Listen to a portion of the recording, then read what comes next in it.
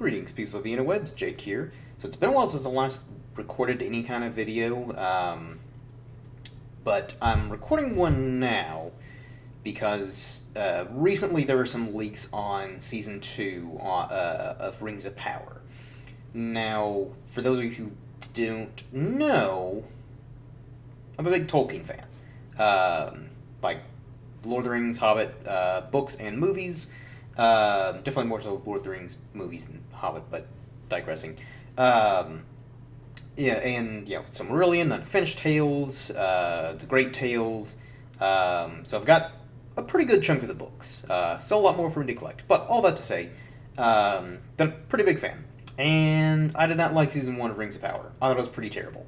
And I did a review. That was probably the most recent review. Actually, yeah, the most recent review that I've done on my channel. Because I used to do a lot of like movie, TV show reviews and all that stuff. But I had strong feelings on that first season, which is why I did a review of the first season. And I think looking back now, because I gave the show I think like a 5 out of 10 overall.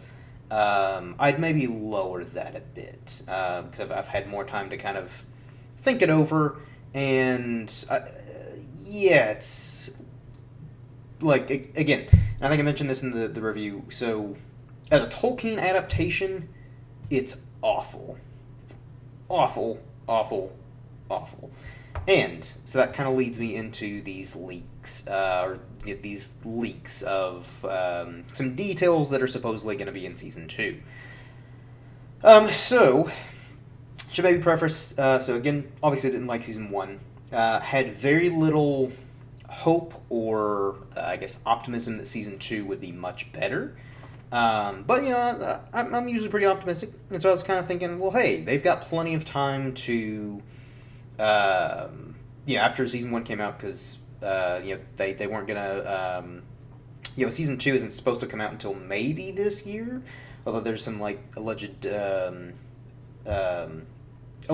like according to some sources, it may not even come out until like 2025 or maybe even 2026, because partially due to the writer's strike and the Screen Actors Guild strike kind of delayed it, but I think there are some other reasons why it was getting delayed anyways. But I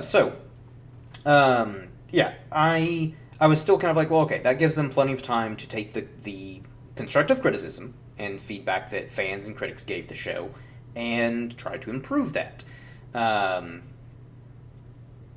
Again, I was still kind of like, but will they though? Or how much of the criticism are they going to actually take to heart and try to improve?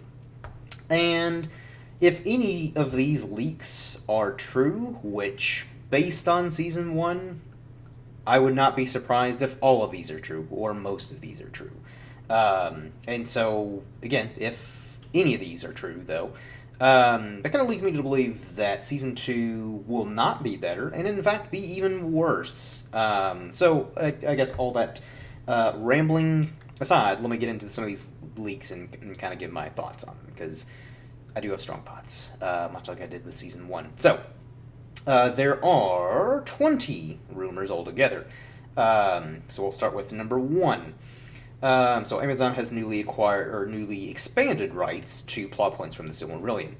So I guess a little bit of context. So the first season, and essentially they have the same rights that Warner Brothers do with like The Hobbit, Lord of the Rings, and the appendices in the back of The Lord of the Rings, which is just a series of pages that kind of give a little bit more information on the world from beginning even a little bit into the Fourth Age. Now the Silmarillion is a lot of that too. So basically, Silmarillion starts with like kind of go a little bit more into the Silmarillion kind of throughout some of these next points. The Silmarillion basically is essentially the Bible for Tolkien. It's the very beginning. It focuses mostly on like the Year of the Trees, First Age, which the First Age is my favorite part of Tolkien's mythology that he created.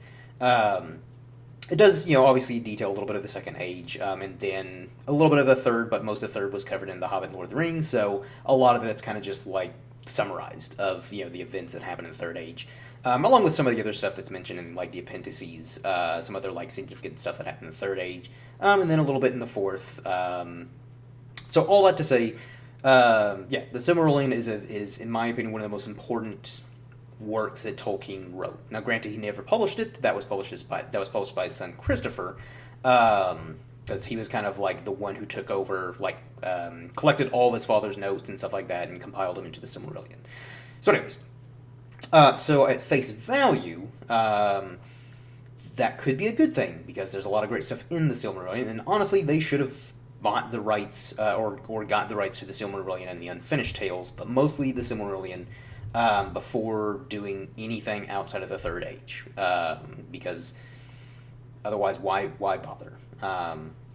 So, anyways, and here's where it kind of gets a little bit into the Silmarillion, and kind of, I guess, leads a little more credence to them possibly getting more rights from the Silmarillion.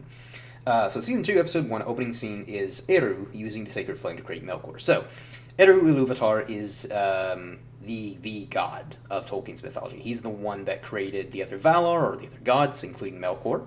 The Maiar, so like the angelic spirits, which include Gandalf, the other wizards, Saruman, Radagast, the two blue wizards, Alatar, Pelundo, and including Sauron, who's also a Maiar. And so, okay, that's cool. I do genuinely like the idea of someone, well, a little less so Amazon now, after, again, seeing season 1. But in concept, I like the idea of someone getting all the rights or more rights to the Silmarillion because there's just a lot of good stuff there. So moving on to rumor 3. Melkor then watches words. Melkor then watches as Eru creates all the Valar and the Maiar. Now, also, I should probably mention a little bit, too, with that second rumor with the Sacred Flame. So, basically, Eru Ilúvatar is the only one who can create life with the Sacred Flame. Melkor tried to, he was the first one to corrupt elves into orcs. And then all of his other creations, like trolls, dragons, all that stuff, Balrogs, all of those, he cannot create life. He can only kind of corrupt or essentially, so if he were to create a being, they'd be more or less like lifeless automatons that he's commanding. So almost like a hive mind, like automatons, fleshy automatons, essentially. But Eru Ilúvatar is the only one who can actually create something and give it life. So I guess a little bit of more background information for those of you who are a little less familiar with this. Melkor, and also Melkor is basically like the Satan of Middle-earth, because he is outside of Eru, who's the most powerful of the Valar, and he's the one that kind of it kind of goes in a little bit into this, and some of the other rumors. So, anyways, get a little distracted here. Eru is a disembodied voice, vaguely human-shaped, but not characteristics can be made out. So I'm fine with that because, like the god of all gods, the creator. I feel like that's kind of just a high bar to cast someone to play that, because who could you get that looks godly, basically? So I think that's actually a smarter decision to kind of just have a silhouette of a humanoid type figure and just have him be a disembodied voice, because I'm sure you could get cast someone that has a really good voice to do that. So that's cool and totally fine. The Secret Flame is golden, as are all the Valar and Maiar. So fine, totally aesthetically pleasing. I guess my one nitpick with the Secret Flame and also the Maiar and Valar being gold is Melkor is kind of associated with gold, which I guess. And this is where it's kind of getting a little nitpicky, is it because gold less so in the color and more so the actual mineral gold, and that's kind of why so many dwarves, dragons, and stuff like that kind of fall to greed if they collect too much gold. So all that aside, but aesthetically, okay, yeah, I can see why they would want to be golden. I feel like that would just look aesthetically pleasing. So totally makes sense. Not a huge deal. Rumor number 6, the Valar are larger than the Maiar, so makes sense. The Valar are gods, Maiar are essentially angels. But are bathed in golden light and completely naked. The scenes were filmed with nude figures in strategic lighting. Okay, that just seems like kind of unnecessary, but whatever. Number 7. Sauron will be played primarily by 3 actors in Season 2. So that's another rumor that came out recently, and Rumor 8 kind of deals with that. So, Rumor 8, Sauron in Myron form. So, Myron is Sauron's true form, his Maiar form. Because basically the Maiar, they can take on multiple forms. So, for example, the wizards, the Istari. Gandalf, Saruman, Radagast, the two blue wizards, took the form of elderly men because they saw it as people would be more willing to listen to them, and they'd be seen less as, I guess, kind of a threat. But in truth, they are, since they're angelic, they essentially are these kind of beautiful divine beings, and so they could shapeshift. It's just that they are always seen in the eyes of others as elderly old men. So Myron, that again, that's his true name in Valinor. So in Myron form and called such is not Halbrand, played by Charlie Vickers, who we saw in season 1. Or Anatar. So Anatar is the form that Sauron took to try and deceive the elves. And when he started forging the various rings of power outside of the One Ring. So, and apparently the Anatar form is being played by Gavi Singh Chera, so I'm not familiar with the actor. I also just think it's a little weird that they're having 3 actors essentially play the same role. It seems a little unnecessary. Granted, I realize it does make sense to a degree, because again, Sauron can shapeshift.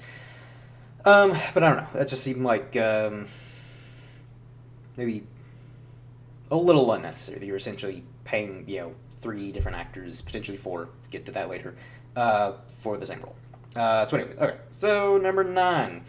After the 4th interruption of the song, so basically the Ainulindale, that was the song that the Valar and the Maiar all sang. So that's basically how Middle Earth and everything came into being, is the Ainulindale, the Song of Life, basically. So after the 4th interruption of the song, several Maya, which is like the plural of Maiar, meet and discuss Melkor's discordance. So that's actually a little in line with the lore, although I believe, if I recall correctly, there's only 3 interruptions, all created by Melkor, because Melkor, being the kind of Satan-like character, was just going against the grain. He wanted to do his own thing. But whatever. Okay, 4 instead of 3, sure. So Mithrandir, Gandalf, is in the scene. So that makes sense, because, Gandalf is a Maiar, so he would be there. I don't know why he's being referred to as Mithrandir when he should be called Aloran. So Aloran is Gandalf's true name. Mithrandir is the name that he was given by the elves and kind of known by throughout, mostly to the elves. That was their name for Gandalf, along with people of the West, like people of Gondor, also called him Mithrandir. So number 11. Mithrandir, Gandalf, is almost convinced to support Sauron's agenda. So I don't know, that's dumb. And that kind of goes into, like, the 12. So I'll go ahead and read off 12 and then kind of go why that doesn't make any sense. So number 12. Balrog gives an epic speech. Quote, "The One has blessed me more so than all of you to see the potential of his creations, and what better way to forge their metal than by allowing them to face Melkor's discord and grow beyond what they think capable." So, Sauron was originally corrupted by Melkor, but this is a little bit later, if I recall correctly, which, if I am incorrect, feel free to correct me in the comments. And I'm pretty sure that didn't happen until much later. But anyways, now I don't know why Gandalf would be almost convinced, because Gandalf, a little bit of context, so when the Istari were first tasked with going to Middle-earth to basically help the free people of Middle-earth combat Sauron's influence, Gandalf was originally reluctant to go, but he was later persuaded by the Valar, because they were like, well, hey, that's why you need to go, because you're afraid to go. It shows, and that's one of the things that I love so much about Gandalf, is as powerful as he is, he's so very human. And that's kind of why it's done that Gandalf would almost be convinced, because I'm pretty sure Gandalf would kind of just not, he'd kind of see through his shit on that, but whatever. So number 13, Sauron tells the dwarves he apprenticed under Aule. So Aule is the smith, and Aule is the one that created the dwarves, and then later Eru Ilúvatar gave them life. And Sauron actually he was one of the Maiar under Aule the smith, so that tracks. Now, why they welcome him with open arms, just because he apprenticed under Ally? I don't know. I feel like the dwarves are kind of suspicious people, so I don't know. I don't buy that. Granted, this could all come down to execution, maybe in the show. Doubtful, based on the writing of the first season. But in theory, if executed well, okay, I could maybe see that happening. But I doubt I doubt it, because again, the writing was my biggest problem. Season 1 was terrible. So number 14. Now the last few, this is where shit gets really weird, really crazy, and just fucking stupid. So 14. Sauron had a son who Adar killed. So Adar is the villain in season 1. And one of the few things that I liked about season 1. I thought Adar was actually one of the only interesting characters. Okay, so that's bullshit. Sauron never had a son. Why would he? I feel like they're unnecessarily manufacturing another reason why Sauron and Adar would dislike each other. When it could just be as easy as Sauron being the Dark Lord that he is, being like, hey dude, fuck off. I'm gonna kill you now and take over the Orcish army that you are kind of like gathering in my land anyways. But whatever. So 15. Horse Lovers Rejoice, a dedicated bottle episode with little dialogue, will tell the story of the first Meros. So the Meros were so Shadowfax, and it does mention these are the great horses of the Rohirrim. So Felaroth and introduced Shadowfax. So Shadowfax was the white horse that Gandalf rode in the Two Towers and Return of the King. So I mean, first off, Gandalf shouldn't be in Middle Earth in the Second Age. He didn't arrive along with the other wizards. I mean, there's Tolkien kind of changed, debated, went back and forth with the two blue wizards on whether they arrived in the Second Age, Third Age, but digressing. Gandalf, though, for sure, never showed up in Middle Earth until the Third Age, along with Saruman and Radagast. So that's just, again, I hate the fact that Gandalf is present in this show when he should not. If they wanted wizards, go with the blue wizards. Go with that draft of Tolkien's work where he said that the blue wizards arrived in the Second Age. And also, okay, so meeting Shadowfax, that would mean that Shadowfax is bare minimum, 3,000 years old by the time that they meet in the Second Age, and then by the time of, their meeting in the Third Age, after Gandalf is re-embodied. So that's a really old horse. And to my knowledge, the Meros, though they are, they're I guess, kind of superior, I guess, I don't know, lack of a better word, to normal horses. But to my knowledge, I don't think Tolkien ever wrote that the Meros have extended life, or that they're immortal, or anything like that. And also, when the showrunners, at one point they mentioned that they weren't going to tell any stories or do anything from the Third Age in this show, because, it's the Second Age. Why would you? They're full of shit, because, Gandalf, Harfoots, which... That's a whole other thing I'm not going to get into. That'll just... I'll ramble more. But they shouldn't be called Harfoots. I'll just say that. And so, yeah, why Gandalf is here, why Shadowfax is here in the Second Age is stupid. Okay, so then 16, Gandalf, Meteor Man meets Shadowfax. Why? So 17, Tom Bombadil and Goldberry are in an episode. So I feel like this is them... when you pay fan service, because there were a lot of fans who didn't like the fact that Tom Bombadil and his wife Goldberry weren't in the Lord of the Rings trilogy. I like Tom Bombadil and Goldberry. They're really fascinating characters, in particular Tom. But I get why they were left out of the Lord of the Rings movies. And I don't know, I get why they were left out. They didn't necessarily propel the story forward. They're kind of just like this, these interesting characters kind of off on their own. But here's where it gets really weird and really dumb, and just why. So, Tom Bombadil and Goldberry, they are played by the same actor and actress as Melkor Morgoth. Morgoth was his name afterwards. And Ungoliant from episode 1. So Ungoliant is this primordial being that took the form of a spider. and is actually the ancestor to Shelob and the other spiders of Mirkwood, and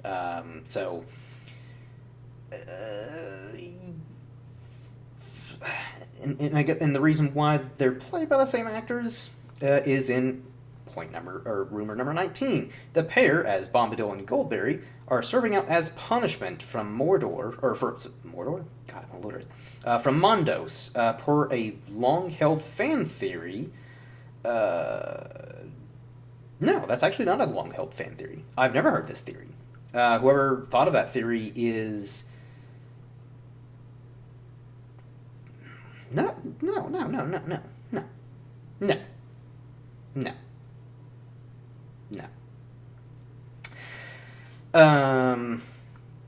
Yeah, that's just fucking stupid. So,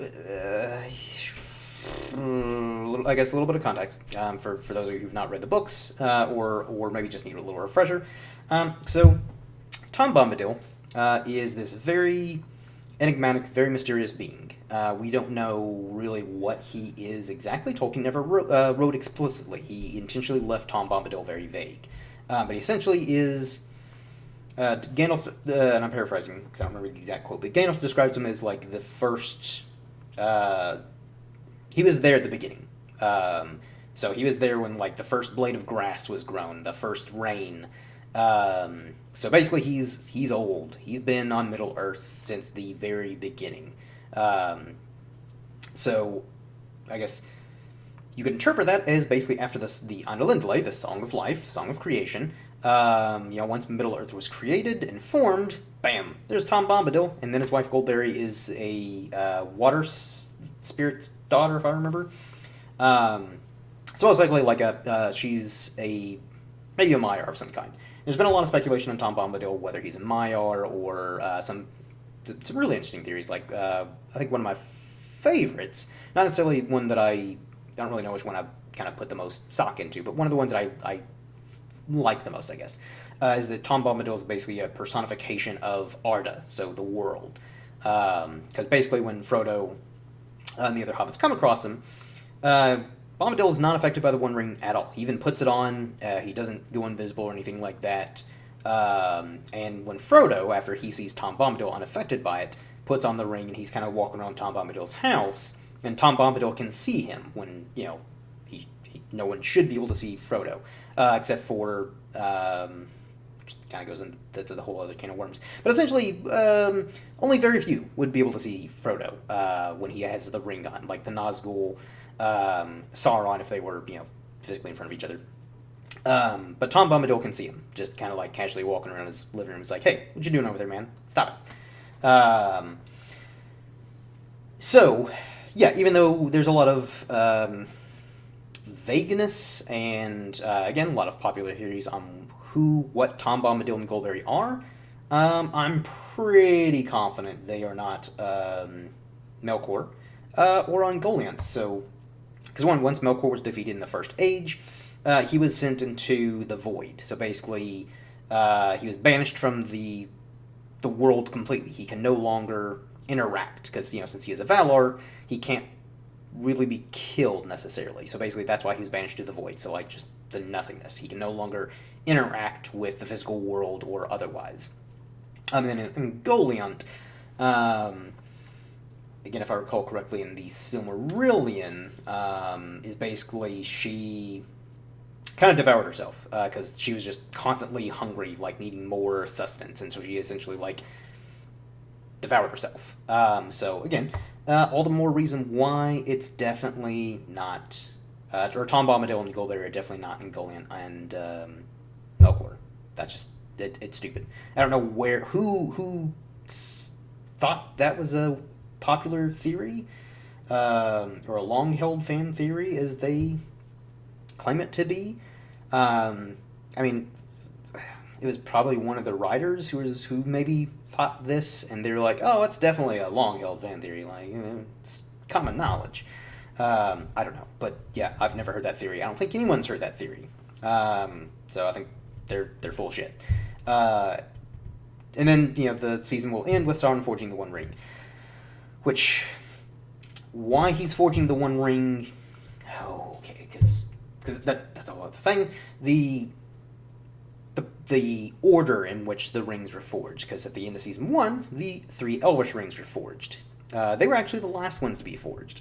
So I don't know why they're going through this weird order where the 3 Elvish rings were forged, Sauron forged the 1 ring at the end of season 2, and presumably the next couple seasons will be the rings for the 9 men doomed to die, and then the 7 for the Dwarf Lords. Or, I don't know, maybe they're just going to forge the last remaining rings in Season 2. I don't know. But none of this makes any sense. Or most of it doesn't make any sense. And the stuff that does make sense, like, again, some of the, like, Eindel stuff, some of the Eru Luvatar stuff kind of makes a little bit of sense. But, again, based on Season 1 and how they handled it and what seems like their lack of understanding for Tolkien and his mythology, what would normally be encouraging news to me, I don't find encouraging, because I don't think they'll pull it off well, because they didn't pull off season 1 very well. It was essentially just a really expensive fan fiction. And honestly, I feel like they were doomed from the beginning, because like I said earlier, so the appendices are just several pages at the back of the Return of the King that just detail, again, like different events from Middle-earth's history from the beginning up to the Fourth Age. And all the stuff regarding the Second Age, which is what this show is based in, they plan on doing 5 seasons, which, again, is because Tolkien wrote the least amount about the Second Age. The least interesting stuff happened in the Second Age. Not to say that there isn't cool stuff. There is plenty of cool stuff in the Second Age, but compared to the First, you're the trees, Third Age, yeah, and that's one of the reasons why Tolkien just didn't write as much about it. Now, I'm sure he maybe had intentions to revise and go back and, add more, but unfortunately he passed, because there's a lot of stuff that he wanted to, add more, touch up and stuff like that, before he passed away. So anyways, all that to say, the appendices only consist of, so in the several pages, and we'll say, I don't know how many pages there are exactly, but we'll say, there's 20 pages. So 20 pages of the appendices. Of those 20 pages, there's maybe, we'll say, 5 full pages worth of Second Age content for them to mine from. So, that's concerning that they plan on doing 5 seasons out of basically what amounts to 5 whole pages of cumulative Second Age lore and information written in the appendices. Now, there is a lot more written in the Unfinished Tales and, of course, in the Silmarillion. And that's why it's if you're going to do anything outside of the Third Age, get the rights to the Silmarillion and the Unfinished Tales, but mostly the Silmarillion, because that is the Bible to all things Tolkien. So I feel like they were just kind of doomed from the start wanting to do a Second Age story without having all the rights to Second Age content, or further First Age content, just to kind of help. Again, just flesh things out a little bit more. Because there were some stuff in the show, and that was honestly some of my favorite stuff in the first season, is getting to see the 2 Trees of Valinor, the brief battle sequence we see in season 1, the first episode, which I'm pretty sure was the Battle of the Numbered Tears, the eagles fighting the dragons and all that stuff, was really cool. But again, since they had limited rights, they couldn't say a whole lot of names of people or locations and stuff like that from the First Age, because that's in the Silmarillion. So yeah, my only, I guess, the optimism I've got here, because again, if any of that's true, it sounds like season 2 is going to be an even bigger disaster than season 1. But here's where I'm being positive. So, if season 2 is indeed a bigger disaster, but if any of those leaks are true, by all accounts, season 2 will probably be even worse, which that's impressive and sad at the same time to be worse than the first season. But if it is worse than the first season and they just fail spectacularly, then that probably means the show's going to get canceled, and then hopefully Amazon will stop, because again, based off that first season, they don't know what they're doing. It really is just an expensive fanfic. because it is in Tolkien and Middle Earth, like Lord of the Rings. It's a name only. They only take characters like pre-existing characters, and obviously pre-existing locations in the world, and they just do their own thing with it. Now, why they invested $1 billion to essentially make a Lord of the Rings fanfic, I don't know. If you're gonna spend that kind of money, I don't know, spend a little extra to get the Silmarillion or Unfinished Tales or something. I don't know, but it's stupid. So I've got a lot of morbid curiosity to watch this second season, because it's probably gonna be bad, and it's probably gonna be weird as shit based on those leaks. And I'm sure I'm gonna just be shouting expletives and shaking my fist angrily at how fucking stupid some of the decisions are that they made in this show, like they did in the first season. So I'm sure it's going to frustrate me more so than anything, but I still have a morbid curiosity to see, I guess, just how big of a train wreck this is likely going to end up being. But anyway, so I think I've rambled enough. That pretty much wraps up this very rambly video on my thoughts on these leaked rumors.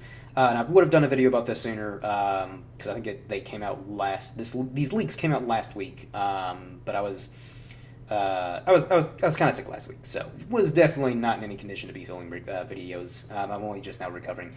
So that wraps up this video. Eventually, sometime soon, I'll probably get back to recording my podcast and posting the episodes here on the channel. I don't know, maybe still record other stuff to put on here. I don't know.